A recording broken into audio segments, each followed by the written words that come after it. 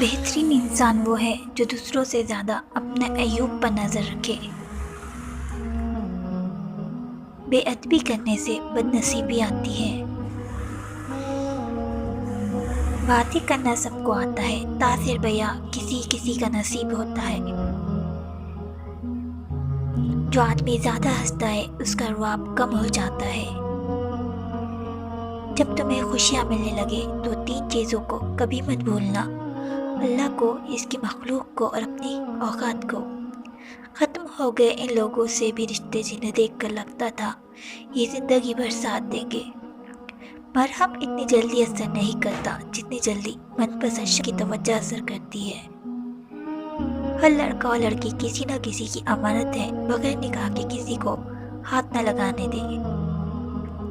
اصل مسئلہ عورت کو عورت ہی سے ہوتا ہے، چاہے وہ ساس ہو، بیوی ہو یا کوئی اور، عورت ہی عورت کا گھر تباہ کرتی ہے۔